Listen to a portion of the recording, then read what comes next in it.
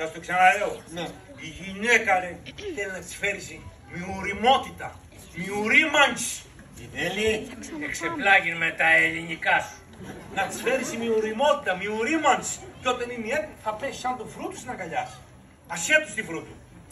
Εγώ θέλω να κάνω οικογένεια. Τι, σε αυτή την ηλικία? Γιατί τι έχει η ηλικία μου? Δύο παγκόσμιους πολέμους. Και το βαλκανικό ξέχασες να πεις. Εγώ θέλω κι εγώ παιδιά. Και εσύ θες παιδιά κι εσύ. Έχει κλείσει και το ίδιο λίγο κοντά να σας φέρει. Τι να τα κάνετε μωρά αυτά τα παιδιά. Εσύ τι να τα κάνεις τα παιδιά. Εγώ τώρα ξύπνησε το πατρικό μου φίλτρο μέσα μου.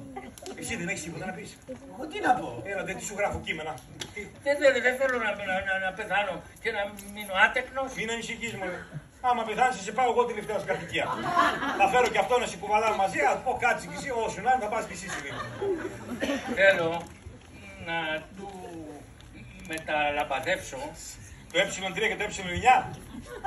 Θέλω να του μεταλαμπαδεύσω την ιστορία της οικογένειας μου. Θέλω τα χρήματά μου. Γιατί ο παππούς του παππού μου ήταν Σκοτσέζος. Τι λες ρε Σκοτλαντιά. Ρε μάδερ φάκερ. Μίλα και εσύ πες κάτι ρε. Εγώ τι να πω? Ούτε τα λόγια που μου γράψεις δεν ξέρω. Αλλά κοίταξε να σου πω κάτι. Έχω ένα πρόβλημα. Τι πρόβλημα. Δεν ξέρω αν τα σκοτσέζικα πλέουσα κυταρά μου είναι αρκετά δυνατά για να αφήσουν έγκυο τη γυναίκα για να κάνει απόγονο ή απογόνο. Γεια. Τα σκοτσέζικα